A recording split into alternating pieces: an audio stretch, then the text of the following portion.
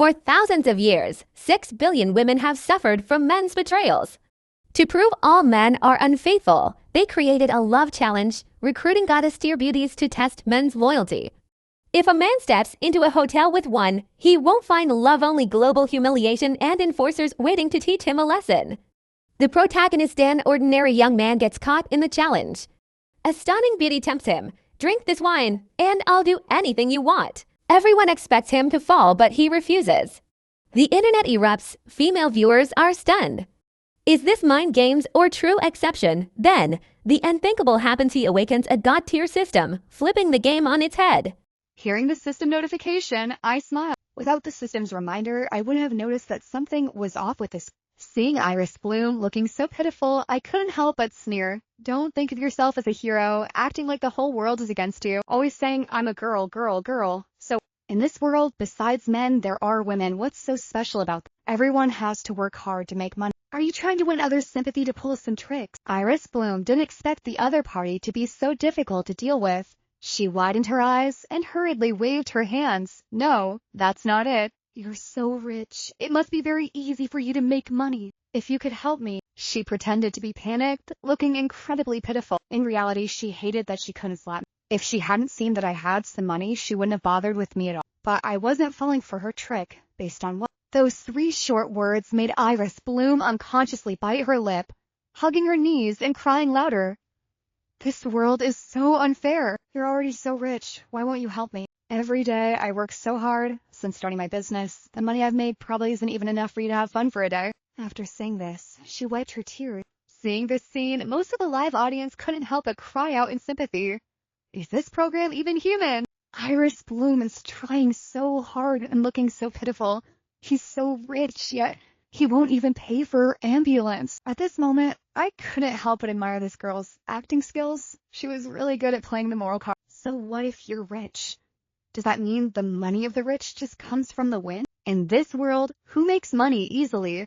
Who starts a business without hardship? Just then, the ambulance arrived. Seeing the doctor and nurse get out of the vehicle, Iris Bloom hurriedly waved her hands. "No need. I'm feeling much better now. Thank you. If they really take me away, I'll definitely be laughed at." Afraid the other party wouldn't believe her, Iris Bloom quickly moved her arms and legs. "I'm really fine. Sorry for bothering everyone." The leading doctor looked a bit annoyed at Iris Bloom. "I'm sorry, miss. Once our ambulance has been dispatched, we have to charge regardless of whether we provide treatment or not." Therefore, Iris Bloom had no choice but to pay. Lynn Haven, hearing the sound of the ambulance, unexpectedly saw me here and immediately came over to greet me. "Brother Alex, what's up?" I smiled. "Nothing. Just came down to get some fresh air and help someone have a good time." Iris Bloom was so angry she felt like exploding, but she quickly noticed the outfit Lynn Haven was wearing, which clearly indicated he was wealthy. Lynn Haven scratched his head, grinning. "Brother Alex is really enthusiastic." "Oh right, there are some girls dancing upstairs. Let's go check it out." I nodded. "Sure, let's go." The two turned to leave, and Serena called out,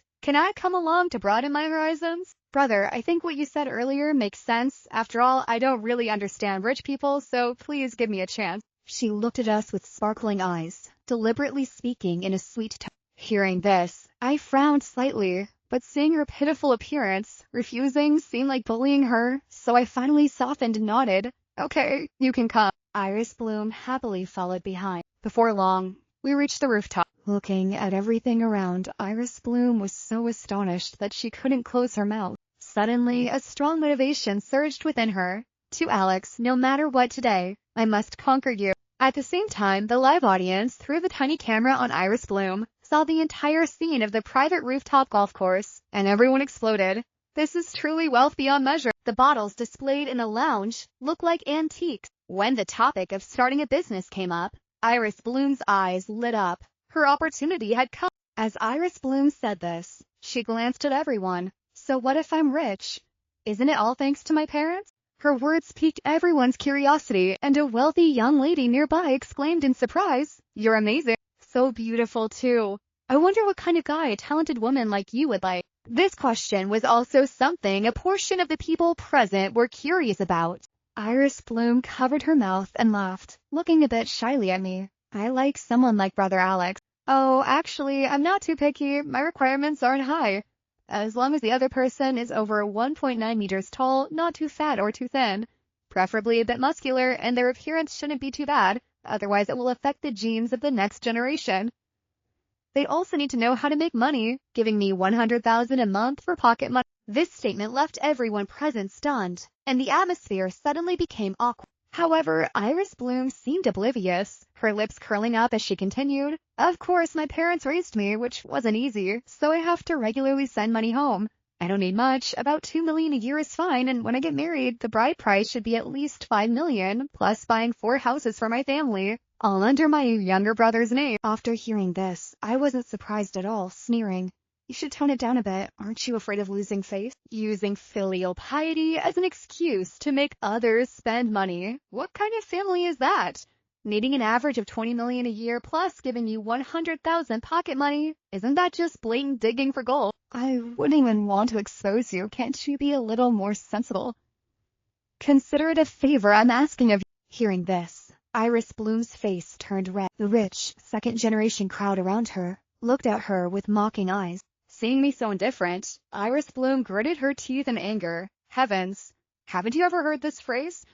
"Everything I have is earned through hard work. You rich second-generation kids rely on your families to survive." Haven't you ever heard this phrase? "Everything I have is earned through hard work. You rich second-generation kids rely on your families to survive.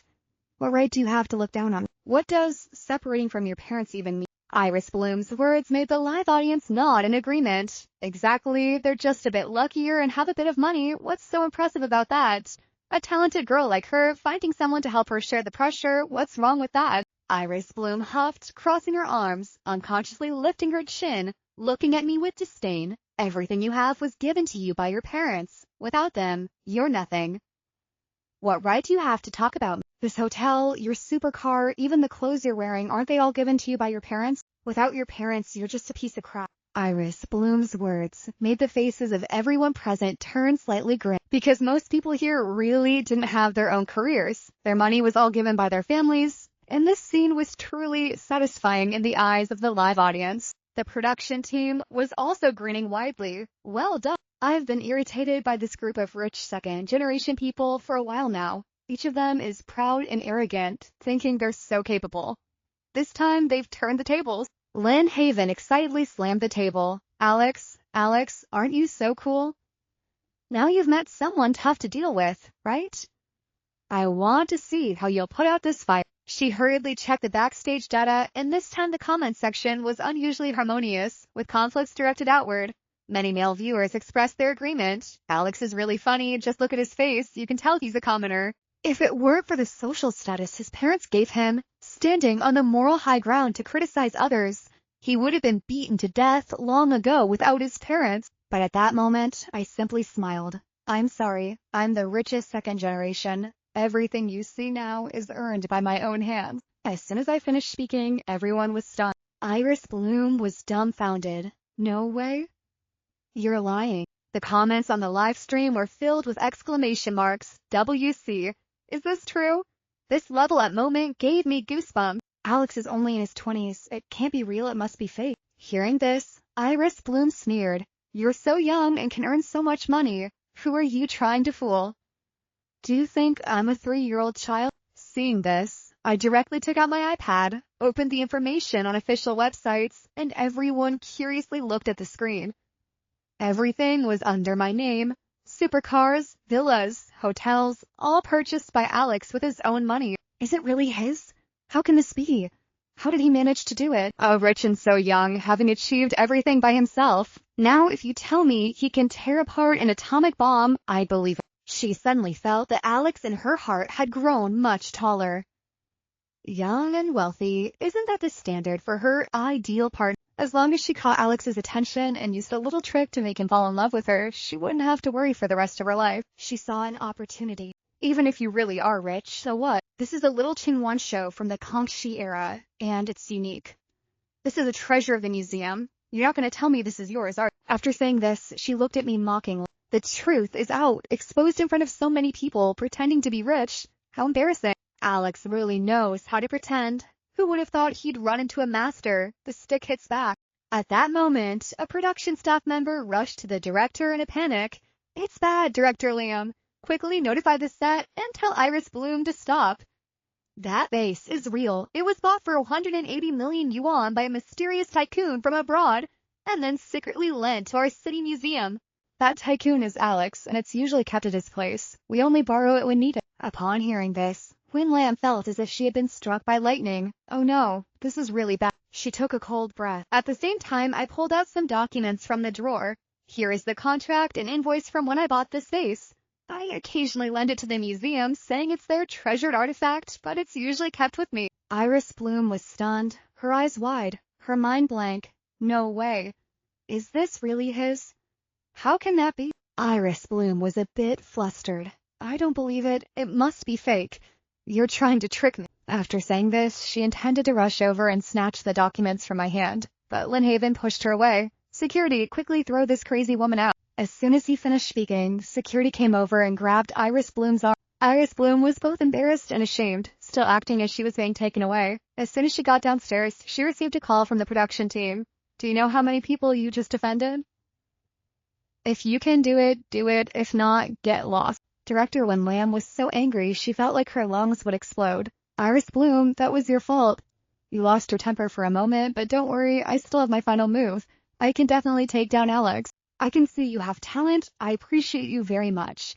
So this time, no matter what, you have to take him down for me, and I will reward you handsomely. Even though I was scolded terribly this time, I still achieved my goal. Not only did I advertise my product, but I also got to know so many rich second-generation people.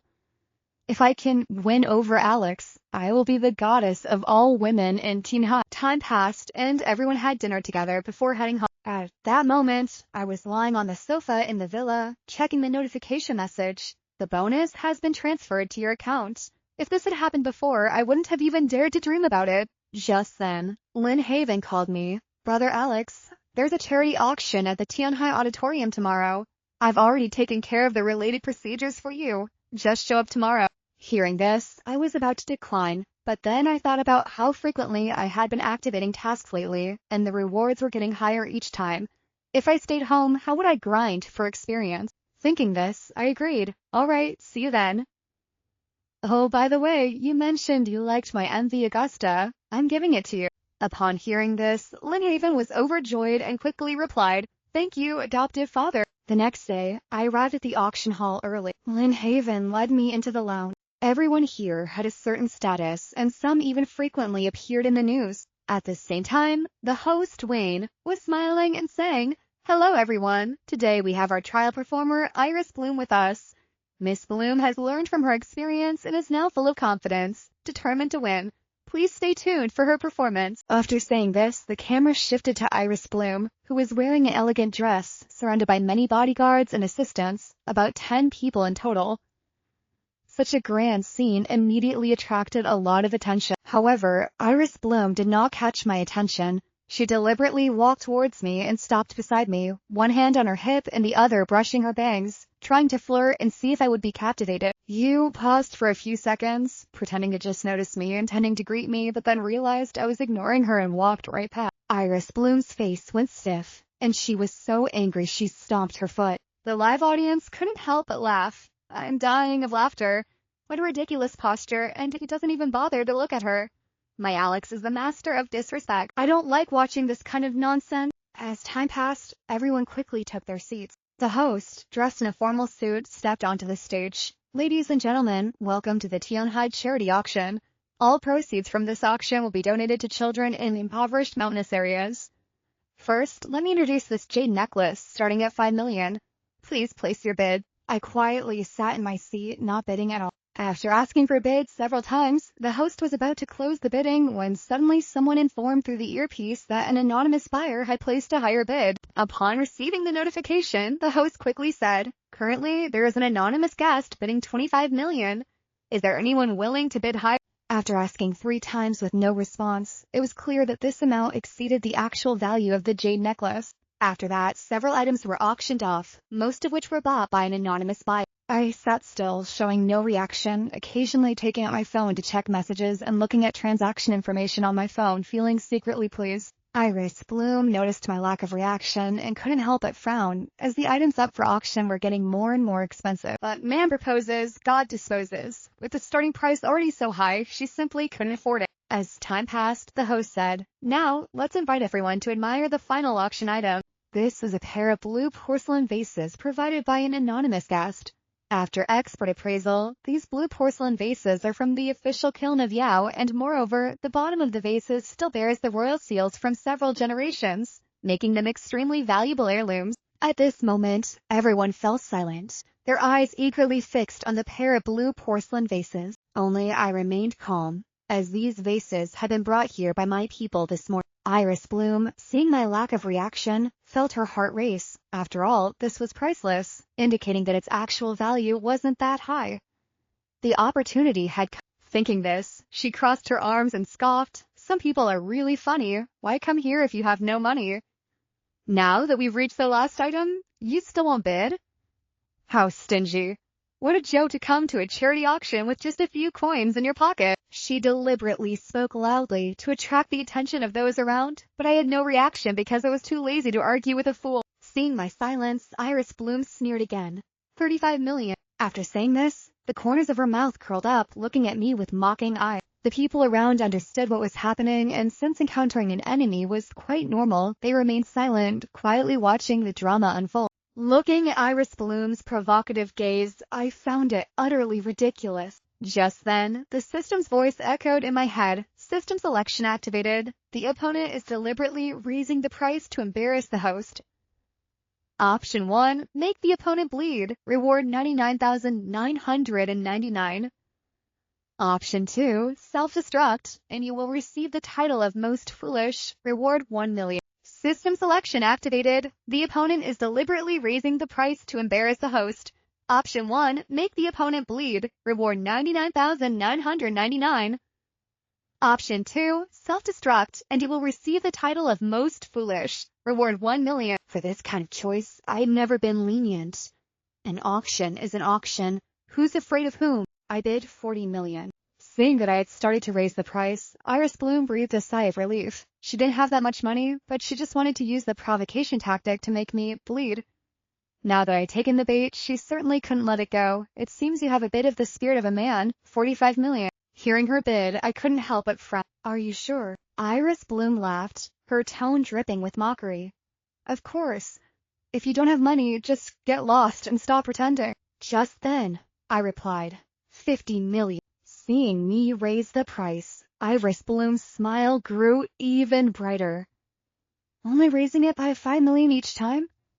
And you're the owner of the Golden Sand Hotel? I would have thought you were a soldier's son with a bureaucrat's mindset. Are you even a man?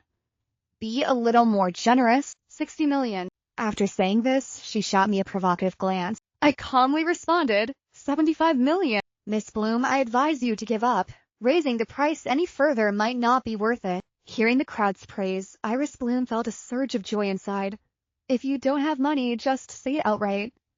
I thought a wealthy person like you, being the owner of the Golden Sand Hotel, would be generous and compassionate. But it turns out you're just like this. 90 million. The MC, hearing this price, couldn't help but get excited. This girl is truly generous. You can see how passionate she is about public welfare, and at such a young age, she really is a role model among successful people. I wonder if this gentleman can bid even higher." I frowned, my expression seemingly not very pleasant. The production team was overjoyed, and Lynn Haven was on the verge of tears. Finally, the truth is out. It hasn't been easy, but it's almost over for me. Alex has taken down nearly 3 test subjects. If this continues, it will really collapse. Truly, the heavens have eyes. But just then, I suddenly stood up, sighed, and sincerely looked at Iris Bloom, clapping my hands. Miss Iris is truly formidable, spending money so generously for the public good. I could really admire that. Actually, this last auction item was donated by me this morning. I spent 50 million to buy it from abroad. Initially, I wanted to donate it, but I didn't expect Miss Iris to keep raising the price with me. It seems she really likes this pair of vases, so I can't bear to let it go. "Miss Iris, this pair of vases is yours." Iris Bloom was stunned. How can this be? I've been played. Now, even if I sold the entire company, I couldn't afford it. No, it absolutely cannot end like this. But with no more opportunities left, she took out a business card. Mr. Alex, if you're interested in the future, you can contact me. Although I don't have money, I still have some capabilities, and I will definitely make you use them comfortably. I casually ignored her and turned to leave. Iris Bloom was furious, wanting to explode. She had never encountered such a heartless man. She wished she could tear me apart. Watching me disappear from her sight, she could only grit her teeth and swear, "Alex, you're something else. I will definitely not let you off the hook." After leaving the auction, I went to a law firm to handle some matters. As soon as I walked in, I saw a familiar face, Luna Star. At that moment, she was sitting on a sofa with a few others. Upon seeing me, her eyes showed a complex expression. "Mr. Alex, you're here." The manager of the law firm quickly stood up and respectfully greeted me. I nodded and then looked at Luna Star. "What are you doing here?" Luna Star hurriedly stood up, her face a bit awkward. You don't need to say anything. You can leave now." I directly interrupted her and then looked at the manager. "Let's get started." The manager nodded and signaled the staff to begin working. "Mr. Alex, I'm really sorry. I was wrong about everything before. I hope you can forgive." I ignored her and continued reviewing the document. "Actually, I know you're not a bad person. I came here today to help you." I still didn't respond. "I found out that our organization is an international crime syndicate specializing in exploiting women like me to deceive men. Their goal is to swindle the assets of wealthy people like you. You must be careful. They have many tricks." "Are you done?" I looked up at her. Luna Star quickly nodded. "Yes." "Then you can go." I stood up, preparing to leave. "Hey! Don't you trust me? I really want to help you." "Why should I trust you? Do you think I'm a fool? I know everything you've done." After saying that, I directly shook her off and turned to leave. Luna Star was stunned, watching my back with deep regret. She wished she could slap herself for provoking someone like me. After leaving the law firm, I went to the parking lot preparing to drive home. As soon as I arrived, I saw a familiar car. It was Crystal Hart's Lamborghini. She was leaning against the car door, looking somewhat worried. "Mr. Alex, you finally made it." "I'm really sorry. What happened before was my fault. I shouldn't have treated you like that. I hope you can forgive me." "Are you here just to say this?" I looked at her coldly. Crystal Hart quickly nodded. "Yes. I know you're a good person, and I know you don't like people like me, but I really had no other choice. I just wanted a better life." "You don't need to explain. I'm not interested in hearing it." I opened the car door, preparing to get in. Seeing this, Crystal Hart rushed over, hugging me tightly and speaking in a choked voice. "Please, I really regret it. I can do anything. Just please forgive me." I frowned and pushed her away, saying coldly, "Let go." Crystal Hart didn't let go, still holding on to me, tears streaming down her face. "I really love you. I will never betray you again. Please give me a chance." "You love me? What right do you have to say that? What kind of person are you? Don't you even know? I've met countless people like you, and they're all the same. Nothing new. Don't use these tricks on me anymore. I don't like it and have no interest. It's best if you keep your distance from me, otherwise don't blame me for being rude." After saying that, I directly pushed her away, got into the car, and drove off. Crystal Hart was left stunned, watching my car disappear from view, feeling both angry and regretful. She never expected that with her tactics she wouldn't be able to conquer someone like me. I drove back to the villa, and as soon as I entered, I received a phone call from Liam Stone. "Brother Alex, I just received some news. It seems someone wants to harm you. You need to be careful." I frowned. "Who?" "I don't know, but I feel this isn't simple. You must be cautious." I nodded. "Thank you for the warning." After hanging up, I felt a bit uneasy. I knew this must be related to that program.